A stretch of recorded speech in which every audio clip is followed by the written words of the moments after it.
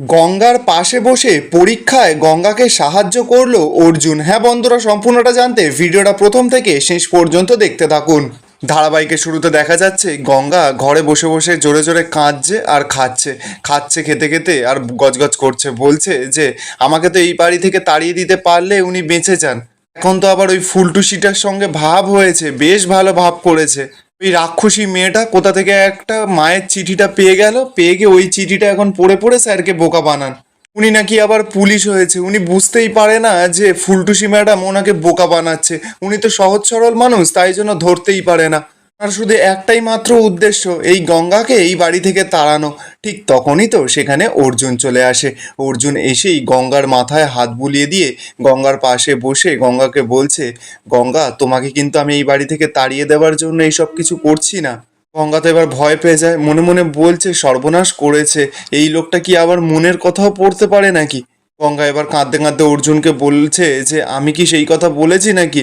অর্জুন তখন গঙ্গাকে জানায় যে না না, তুমি সেই কথা বলনি, কিন্তু আমি জানি যে তুমি মনে মনে এই কথাটাই ভাবছিলে। গঙ্গা দেখো, আমি যা করছি তোমার ভালোর জন্যই করছি। তুমি যদি এই পরীক্ষাটায় পাশ করো, তারপর একটা যদি চাকরি পাও, তখন তো তুমি তোমার মাকে একটা জায়গা কিনে ঘর করে দিতে পারবে। আমি না সত্যিই মন থেকে চাই যে তুমি অনেক বড় হও। আর তাছাড়া আমাদের মধ্যে তো একটা ডিল হয়েছিল, সেই ডিলটা তুমিই ভেঙেছো। ডিলটা ভেঙে তুমিই এখন আমাকে ভালোবেসে ফেলেছো। যদিও আমি তোমাকে বলেছি যে ওই ভালোবাসা আমি তোমাকে কোনোদিনও ফেরত দিতে পারবো না। গঙ্গা, তুমি ভেবো না যে তোমার পথ চলাটা অনেকটা সহজ হবে। তোমার এই পথ চলার মাঝে কিন্তু অনেক বাধা রয়েছে, অনেকে তোমাকে বাধা দেওয়ার চেষ্টা করবে। তাই জন্য আমি তোমাকে বুকে ঝোঁকে এই সফলতার দিকে এগিয়ে দিচ্ছি গঙ্গা, তাতে এই সব বাধা বিপত্তিটা পেরিয়ে তুমি এই চ্যাম্পিয়নশিপটা জিততে পারো।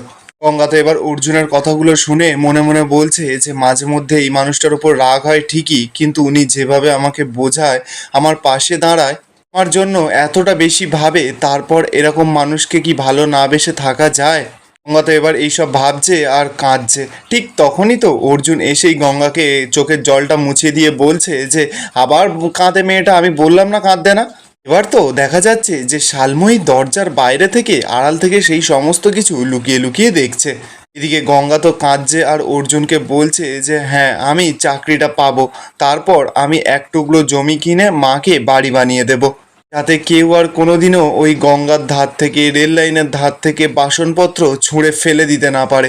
তখন আমি জোর গলায় বলতে পারবো স্যার যে একটা কুঁড়ে ঘর হলেও সেটা আমাদের নিজের। আমরা তো কখনো ভাবিনি যে এই স্বপ্নটা আমরা দেখতে পারবো, কিন্তু কার জোরে, কিসের জোরে আমরা দেখেছি জানেন? সেটা হচ্ছে আপনার জন্য। আপনি আমাকে স্বপ্ন দেখতে শিখিয়েছেন স্যার, আর এই স্বপ্নটা পূরণ করে আমি আপনার মুখটা উজ্জ্বল করব। আমি আপনাকে কথা দিচ্ছি স্যার, এই সাঁতার কম্পিটিশনে প্রথম তিনজনের মধ্যে আমার নাম থাকবেই। অপরদিকে দেখা যাচ্ছে শালময়ী তো সমস্ত কথাগুলো শুনে অহনার কাছে গেছে। অহনা তো শালময়ীকে জিজ্ঞাসা করছে যে অর্জুন কি করছে, ওইদিকের কি খবর বলো না। শালময়ী তখন বলছে যে অর্জুন কি করছে, অর্জুন গঙ্গার চোখের জল মোছাচ্ছে। কথাটা শুনেই তো অহনা পুরো রেগে লাল হয়ে যায়। অহনা তো এবার রেগে মেগে শালময়ীকে বলছে কিন্তু যাই হোক গঙ্গা কাঁদছে কেন।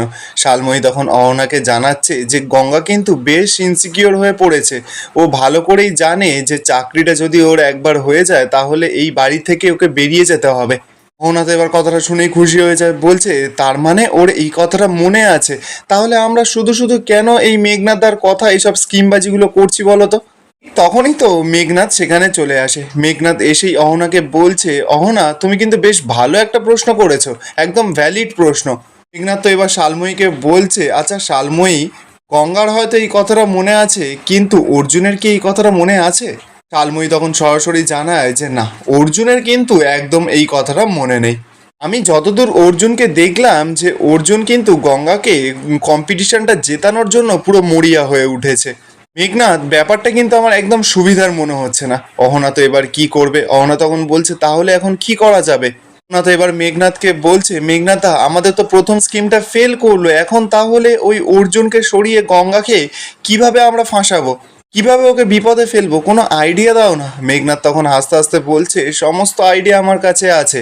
মেঘনাথ তো এবার শালময়ীর কাছে গেছে, শালময়ীকে বলছে আচ্ছা গঙ্গা তো নিজের ঘরে একা শোবে তাই তো? শালময়ী তখন জানায় যে হ্যাঁ, ও একাই শোবে। মেঘনাথ তো এবার শালময়ীকে জানাচ্ছে গঙ্গার ঘরে যে মশা মারার লিকুইডটা আছে না সেটা পাল্টে দিতে হবে, আর আমি ওই লিকুইডটা সাথে করেও এনেছি। মেঘনাথ তো এবার নিজের পকেট থেকে সেই মশা মারার তেলটা বের করে আর সঙ্গে একটা ইঞ্জেকশনের ভেতরেই কিছু একটা ওষুধ ভরে এনেছিল, সেই ওষুধটা ওই মশা মারার তেলের মধ্যে ঢুকিয়ে দেয়।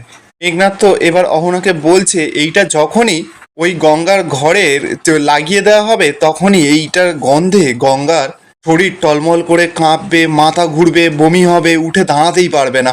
কিন্তু কেউ এটা ধরতেই পারবে না যে কিসে থেকে কি কারণে গঙ্গার এমন অবস্থা হচ্ছে, আর তাতে কি হবে, গঙ্গা সুইমিং কম্পিটিশনটাই পুরো মিস হয়ে যাবে। মেঘনাথ তো এবার শালময়ীকে বলছে এই কাজটা না তোমাকে করতে হবে। শালময়ী তো এবার কথাটা শুনেই ভয় পাচ্ছে, বলছে কি আমি যাব এইটা চেঞ্জ করতে? না না না না, এমনিতেই অ্যাডমিট কার্ড পোড়ানোর ব্যাপারটা নিয়ে অর্জুন কিন্তু আমার ওপর সন্দেহ করছে, শুধু নিহাত কোনো প্রমাণ পাইনি তাই আমি ফাঁসিনি। না না বাবা, আমি এই কাজটা একদম করতে পারবো না।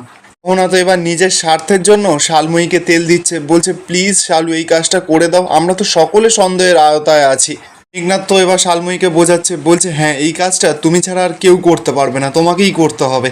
শালময়ী তো এবার কি করবে, ওদের কথা শুনে কাজটা করতে রাজি হয়ে যায়। শালময়ী তো এবার যখনই গঙ্গার ঘরের দিকে আসতে যাবে, গঙ্গা তো কোথাও যেন ঘর থেকে বেরিয়ে চলে যায়। শালময়ী তো এবার একা একা বলছে যে যাক বাবা, আমার কাজটা আরও সুবিধা হয়ে গেল, গঙ্গা এখন চলে গেছে, এখনই গিয়েই কাজটা করে ফেলি। শালময়ী তো এবার চলে গেছে গঙ্গার ঘরের ভেতরে, গিয়ে ওই কয়েলটাকে চেঞ্জ করবার যথেষ্ট চেষ্টা করছে, কিন্তু চেঞ্জ করতেই পারছিল না। বেশ কিছুক্ষণ পর শালময়ী অনেক চেষ্টার পর কয়েলটা চেঞ্জ করে দেয়। এবার যখনই ওই ঘর থেকে বেরোতে যাবে ঠিক তখনই তো সেখানে অর্জুন চলে আসে। অর্জুন তো শালময়ীকে ঘরের ভেতরে দেখেই পুরো চমকে গেছে। অর্জুন তো এবার শালময়ীকে বলছে বড় বৌদি তুমি এখানে কি করছো, তাও আবার সুইচ বোর্ডের সামনে গিয়ে। শালময়ী তো এবার তোতলাচ্ছে, শালময়ী কি বলবে, অর্জুনকে বলছে যে ওই ফ্যানটা চলছিল না আর গঙ্গা তো ঘরে ছিল না, তাই জন্য আমি ফ্যানটা বন্ধ করে দিতে এসেছিলাম। ঠিক তখনই তো সেখানে এবার গঙ্গা চলে আসে। গঙ্গা এসেই তো শালময়ীকে দেখেই পুরো চমকে যায়। অর্জুনকে এবার জিজ্ঞাসা করছে যে স্যার এই ঘরে কি কিছু হয়েছিল নাকি। অর্জুন তো এবার গঙ্গাকে বলছে না না, এই বড় বৌদি তোমার নাকি খোঁজ নিতে এসেছিল। তোমার সুইমিং কম্পিটিশন নিয়ে যে বড় বৌদি এতটা চিন্তিত আমি সত্যিই জানতাম না। অর্জুন তো এবার গঙ্গাকে সরাসরি বলছে যে গঙ্গা তুমি কিন্তু আজকে এই ঘরে শোবে না। গঙ্গা তো কথাটা শুনেই পুরো চমকে গেছে, শালময়ীও তো পুরো চমকে যায়। আর এখানেই আজকের এপিসোডটা শেষ হয়ে যায়।